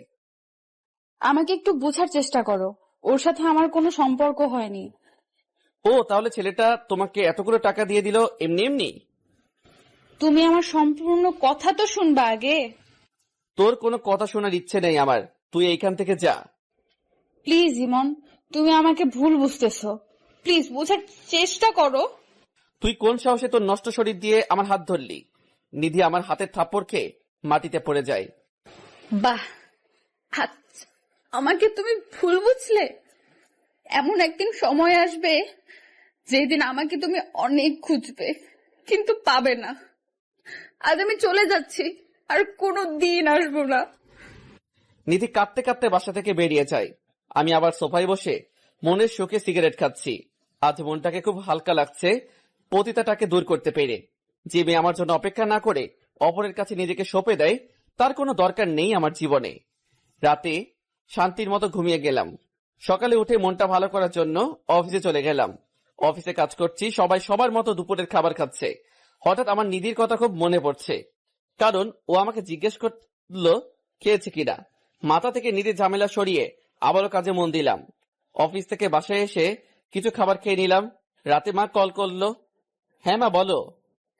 কি রে বাবা, মাত্র অফিস থেকে ফিরেছিস? কিছুক্ষণ আগে আসলাম। ঠিক মতো খাবার খেয়েছিস? খেয়েছি কিছুক্ষণ আগে। তা তুমি কেমন আছো? এই তো ভালো। গ্রামে আসবি কবে? না মা, এখন আসা যাবে না। কয়দিন আগে ছুটি শেষ করেছি, তাই এখন আর আসবো না। তা ছুটির মধ্যে আসতে পারলি না? কিভাবে আসবো, যে চাপ যাচ্ছে এই কয়দিন আমার উপর। যাই হোক, ঠিক মতো নিজের যত্ন নিস। বাবা কোথায়? তোর বাবা রুমে আছে, আর আমি রান্নাঘরে। আচ্ছা। কিরে, নিধির মোবাইল বন্ধ কেন? মায়ের মুখ থেকে নিধি নামটা শুনে খুব খারাপ লাগলো। কই, সেটা তো জানি না। তোর সাথে কি ওর যোগাযোগ হয়? হয়তো। ও, তাহলে তো ভালোই। আর এখন রেস্ট নে, কাল আবার অফিসে যেতে হবে। ওকে, বাই। আল্লাহ হাফেজ। কলটা কেটে দিয়ে আমি ঘুমানোর প্রস্তুতি নিলাম। নিধির কথা মাথা থেকে ফেলে দিয়েছি। কয়েক ঘন্টা ওর চিন্তা মাথাতেই আসে নাই। এইভাবে কেটে গেল কয়েকটা দিন। মুখে মুখে আমি ঠিকই নিধিকে ভুলতে পেরেছি, কিন্তু মন আমার ঠিকই তাকে খুঁজে বেড়ায়। সারাদিন অফিস করে বাসায় ফেরার সময় কেউ একজনকে চোখ আটকে গেল। গাড়িটাকে সাইড করে দাঁড়িয়ে করিয়ে লোকটাকে ভালো করে তাকিয়ে দেখে এটা সেই লোক যাকে আমি নিধির পাশে দেখেছিলাম। সে একটা মেয়ের সাথে মার্কেটে ঢুকছে। আমিও তাদের পিছন পিছন গেলাম। লোকটার সাথে মেয়েটা একটা ড্রেস দিয়ে ট্রায়াল রুমে গেল। আমি সেই সুযোগে লোকটার সামনে গেলাম। বাহ, চমৎকার। আর কত ভাই? কে ভাই আপনি? চিনলাম না তো আপনাকে। আপনি আমাকে চিনবেন না, কিন্তু আমি আপনাকে খুব ভালো করে চিনি। তা নিজের পরিচয়টা দিলে ভালো হতো। নিধি নামের কোনো মেয়েকে চিনেন? হ্যাঁ, চিনি তো তাকে। তা সে কোথায়? আসলে চেনার কথা। সেই প্রশ্ন আমাকে কেন করেন? প্রশ্নের উত্তর তো আপনার জানার কথা। তা আপনি কে যে ওইসব শুনতে চাচ্ছেন? আপনার পরিচয় জেনে লাভ নেই। তার কয়জন মেয়ের জীবন নষ্ট করবেন? মেয়ের জীবন নষ্ট করলাম মানে? কয়দিন আগে দেখলাম নিধির সাথে ভালোই ফুর্তিতে ছিলেন, আবার এখন একজনকে নিয়ে আছেন। মুখ সামলে কথা বলুন, আমি ওর ভাই হই। লোকটার মুখে ভাই কথাটা শুনে খুব অবাক হলাম। ভাই মানে? ওর সাথে আপনার পরিচয় কোথায় হয়? আপনাকে কেন বলতে যাব আমি? প্লিজ ভাই বলুন, আমি আপনাকে আমার পরিচয় পরে দিব। নিধির সাথে আমার প্রথম পরিচয় হয় পতিতালয়ে। পতিতালয়? একটা ছেলে ওকে মিথ্যে আশ্বাস দিয়ে পালিয়ে গিয়েছে। বেচারির ভাইয়ের অপারেশনের জন্য খুব টাকার প্রয়োজন, তাই ও কোনো আস্থা খুঁজে না পেয়ে পতিতালয়ে ছুটে আছে। তারপর কি হয়েছে? তারপর আমি যখন ওর কাছে যাই তখন ও আমাকে তার সব ঘটনা খুলে বলে। আর ওই বিশ্বাসঘাতক ছেলেটার কথা রাখার জন্য নিজের দেহটাকে অন্যের কাছে বিলিয়ে দেয়নি সে। তাহলে আপনি কেন ওকে টাকা দিয়েছেন? মেয়েটি আমাকে ভাইয়ের দোহাই দিয়েছিল। ওকে দেখে নিজের বোনের মতো মনে হয়েছিল, তাই ওকে বোন ভেবে ওর ভাইয়ের অপারেশনের টাকা আমি দিয়ে দেই। কি? তাহলে আপনার সাথে নিধির কোনো অনৈতিক সম্পর্ক নেই? না, আমাদের মাঝে ওইসব হয়নি। ওই দিন দেখলাম আপনি ওকে গাড়িতে নিয়ে কোথায় জানি যাচ্ছিলেন, তা কোথায় গিয়েছেন? ওই দিন ওকে নিয়ে আমি আমার অফিসে গিয়েছি কাজ দেওয়ার জন্য, কারণ নিজের পরিবার চালানোর জন্য কিছু কাজ করতে হয়, তাই নিজের বোনকে নিজের অফিসে কাজ দিয়েছিলাম। আমি লোকটার কথা শুনে যেন পাগল হয়ে যাচ্ছি, আমার মাথাটা ভন ভন করে ঘুরছে। তা আপনি কে যে এত কিছু জিজ্ঞেস করলেন? আমি সেই ছেলে যে নিধির সাথে বেইমানি করেছিল। তাহলে আপনি সেই ছেলে? আমি নিধিকে ভুল বুঝে অনেক অপমান করেছি। আপনার কপাল অনেক ভালো যে এমন একটা মেয়েকে ভালোবাসতে পেরেছেন। সময় থাকতে কাছের মানুষটাকে আপন করে নিন। বাই। আমি কথা না বাড়িয়ে সোজা গাড়িটা নিয়ে নিধির বাসার দিকে রওনা দিলাম। যাওয়ার পথে নিজের উপর খুব রাগ হচ্ছিল। সঠিকটা না জেনে আমি ওকে কত অপমান করলাম, এমনকি ওর গায়ে হাত তুললাম। নিজের কাজের জন্য নিজে খুব লজ্জা পাচ্ছি। নিধির বাসায় এসে কলিং বেল চাপ দিলাম। দরজা খুললো এক অপরিচিত মহিলা। কাকে চাই এখানে? এটা তো নিধিদের বাসা, তাই না? না, এখানে নিধি নামের কেউ থাকে না, আমরাই নতুন ভাড়াটিয়া এখানের। ও আচ্ছা, বলতে পারবেন ওরা কোথায় গিয়েছে? সেটা তো আমরা জানি না। মহিলাটা দরজাটা আটকে দিল। নিধিদের বাসার আশেপাশে সবাইকে জিজ্ঞেস করলাম, কেউ জানে না কোথায় গিয়েছে। হাজারো মনের ব্যথা নিয়ে আর সাথে আপন বন্ধু সিগারেট নিয়ে বাসায় আসলাম। বাসায় এসে বসে বসে সিগারেট টানছি আর নিধির কথা ভাবছি। আমি মেয়েটাকে কত কষ্ট দিলাম, না বুঝে অনেক কষ্ট দিয়েছি। পতিতা বলে গালি দিয়েছি, এমনকি ওর গায়ে হাত তুলেছি। জানি না ওকে পাবো কিনা। নিধির ভাবনা ছেদ ঘটলো মায়ের কলে। হ্যাঁ মা, বলো। কি রে, কি করস? এই তো বসে আছি। কি রে, তোর গলাটা এমন লাগতেছে কেন? কই, আমি তো ঠিক আছি। আচ্ছা, তোকে যে কারণে কল দিয়েছি সেটা হলো তুই কাল চাকরি ছেড়ে গ্রামে আসবি। গ্রামে আসবো কেন? তোর বাবার ব্যবসাটা তুই দেখবি। তোর বাবা শারীরিক দুর্বলতা অনুভব করছে। কেন? বাবার কি হয়েছে? সেটা আসলে দেখতে পাবি। আর সাথে করে নিধিকেও নিয়ে আসিস। নিধির কথা শুনে মনটা কেঁদে উঠল। মন চেয়েছে চিৎকার করে কেঁদে ওকে ডাকতে। কি রে, কিছু বলছিস না কেন? আসবো কাল। এখন রাখি মা। ওকে, আল্লাহ হাফেজ। কলটা কেটে দিলাম। যেই শহরে আমার নিধিকে খুঁজে পাওয়া যাবে না, সেই শহরে আমার থাকার কোনো মানে নেই। রাতটা কোনো মতে পার করে সকালে অফিসে গিয়ে রিজাইন লেটারটা দিয়ে চাকরিটা বাদ করে এসেছি। সবকিছু গুছিয়ে চিরচেনা শহর থেকে বিদায় নিয়ে চলে আসলাম। মা বাবার সাথে কোনো মতে কথা বলে ছাদে চলে আসলাম। এসে সিগারেট টানতে লাগলাম। কয়টা টানার পর কেউ একজন আমার মুখ থেকে সিগারেটটা নিয়ে নিল। তাকে দেখি মা দাঁড়িয়ে আছে, আমি চুপচাপ বসে আছি। কি রে, তুই সিগারেট খাচ্ছিস কেন? তোর কথাবার্তা শুনে আর তোর চেহারা অবস্থা দেখে আমার কিছুটা সন্দেহ হচ্ছে। কই, আমার কিছু হয়নি তো। আমার চোখের দিকে তাকিয়ে বলতো। আমি মায়ের চোখে তাকালাম না। তোকে বলেছে নিধিকে নিয়ে আসতে, আনলি না কেন? নিধির কথা শুনে মাকে জড়িয়ে ধরে কাঁদতে শুরু করলাম। মা আমার অবস্থা দেখে অবাক। কি রে, কি হয়েছে আমাকে বলবি তো? মা, নিধি আমাকে ছেড়ে চলে গেছে। ছেড়ে চলে গেছে মানে? আমি মাকে আমাদের সব ভুল বোঝাবুঝি কাহিনী শুরু থেকে বললাম। তুই নিধিকে খুঁজেছিস? শহরের এমন কোন জায়গা বাদ নেই যে আমি খুঁজিনি। আচ্ছা থাক, যে চলে গেছে তাকে না ফিরিয়ে আনাটাই ভালো। মা, তুমি তো ওকে নিজের মেয়ের মতো স্নেহ করো, তাহলে আজ তুমি এই কথা কিভাবে বলছো? যেই মেয়ে ছেড়ে চলে যায় তাকে আমি আমার বউ করব না। মা, কিন্তু না, আর কোনো কিন্তু নেই। খাবার খেতে চল, আমরা অপেক্ষা করছি। তুমি যাও, আমি আসছি। মায়ের পিছন পিছন খাবার খেতে গেলাম। কোনো মতে খাবারটা খেয়ে রুমে চলে আসছি। এইভাবে কেটে গেল কয়েকটি মাস। নিধিকে আমি আগের মতো ভালোবাসি। পাগলিটাকে আমি আমার মন থেকে সরাতে পারি নাই। আমি এখন আমার বাবার কাজটা দেখাশোনা করছি। রাতে বসে বসে মোবাইল টিপছি, এমন সময় মা আর বাবা আমার রুমে আসলো। আমরা তোর বিয়ে ঠিক করে ফেলেছি। কি? আমার বিয়ে মানে? তোর বিয়ে মানে তোর বিয়ে? তোর অবস্থা আমরা দেখতে পারছি না, তাই আমরা এই সিদ্ধান্ত নিয়েছি। আমাকে একবারও জিজ্ঞেস করতে পারো নাই যে আমার মতামত আছে কিনা? আমরা তোর মতামত শুনবো না। এখন বল, তুই কি রাজি? না, আমি এই বিয়ে করব না। তাহলে শুনে রাখ, যদি না করিস এই বিয়ে, তাহলে আমাকে আর তোর বাবাকে অকালে হারাতে হবে। পাগল হয়ে গেছো নাকি তোমরা? এসব কি বলছো? দেখ বাবা, আমাদের তো খুব ইচ্ছে হয় যে আমার ঘরে একটা লক্ষ্মী আসবে আর আমার নাতি নাতনি হবে। এই ইচ্ছেগুলো কি আমাদের অপরাধ? তুই নিধির কথা ভেবে নিজেকে কষ্ট দিচ্ছিস কেন? হয়তো নিধিও তার সংসার নিয়ে ব্যস্ত। হয়তো। তাহলে তুই এই বিয়েতে মত দিয়ে দে বাবা। তোমরা যা ভালো বোঝো তাই করো। এই তো আমার লক্ষ্মী ছেলে। আগামী 2 দিন পর তোর বিয়ে। বাবা আর মা চলে গেল। রাতে শুয়ে আছি আর নিধির ছবিটার দিকে তাকিয়ে আছি। আমি পারলাম না নিধি তোমার জন্য অপেক্ষা করতে। আমাকে মাফ করে দাও। কিছু পানি গাল গিয়ে পড়ছে। এইভাবে দেখতে দেখতে আমার বিয়েটাও হয়ে যায়। বউ বাসর রাতে বসে আছে আর আমি ছাদে বসে দাঁড়িয়ে সিগারেট খাচ্ছি। কি রে, তুই এখনো রুমে যাসনি? মায়ের গলা শুনতে হাত থেকে সিগারেটটা ফেলে দিলাম। রুমে গিয়ে কি হবে আমার? এইটাই ভালো জায়গা আমার জন্য।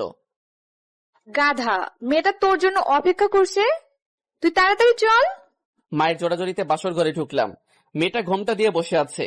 আমি ওর পাশে দাঁড়িয়ে আছি আর বলতে লাগলাম, দেখুন, আমি আপনাকে বউ হিসেবে মানতে পারবো না। আমি একজনকে ভালোবাসি। এই কথা শোনার পর মেয়েটা ঘোমটা তুলে আমার কলার চেপে ধরলো। কি? তুই কথাটা আবার বলতো। দিদির কণ্ঠ শুনে ওর দিকে তাকিয়ে আমি অবাক হয়ে যাই। আরে ও যে আমার ভালোবাসার মানুষটা। সবকিছু যেন স্বপ্নের মতো লাগছে। তাহলে নিধির সাথে আমার বিয়ে হয়েছে। আবেগ সামলাতে না পেরে ওকে জড়িয়ে ধরলাম আর কাঁদতে লাগলাম। এই পাগল, কাঁদছো কেন? তুমি আমাকে ছেড়ে কই ছিলে এতদিন? আমি তো তোমার কাছেই ছিলাম, কিন্তু তুমি দেখতে পাওনি। আমার কাছে মানে? শুনো, যেদিন তুমি আমাকে ভুল বুঝেছিলে সেই দিন আমি মাকে সব জানিয়েছিলাম। আর মা আমাকে বলেছিল পরিবার সহ গ্রামে চলে আসতে। আমিও শহর ছেড়ে গ্রামে চলে আসি এবং তোমাকে শহর থেকে আনার পরিকল্পনাটাও আমিই করি। আর সবশেষে এখন বিয়ে। জানো, আমি তোমাকে কত খুঁজেছি আর কত মিস করেছি। মিস মনে হয় আমি করি নাই? আমার খুব কষ্ট হয়েছিল। সরি সেই দিনের এত অপমানের জন্য। আসলে আমি সঠিকটা না জেনে রেগে গিয়েছি। এখন যেহেতু জেনেছো, আর আমাকে বকা দিতে পারবা না। ওকে দিব না, তবে প্রতিদিন মরবো। কি? মারলে যে আমি ব্যথা পাবো, তখন বুকে টেনে নিয়ে আদর করে দিব। তাহলে এখন মারো আর আদর করো। করছি। আর আমাদের 3 জন হওয়ার ব্যবস্থা করতেছি। 3 জন মানে? কিছু না। এই বলে আমি নিধির ঠোঁট 2টা এক করে দিলাম। নিধিও বাধা না দিয়ে সাড়া দিতে লাগলো। দুজনে হারিয়ে গেলাম গভীর ভালোবাসার সমুদ্রে। প্রতিদিন ভালোবাসা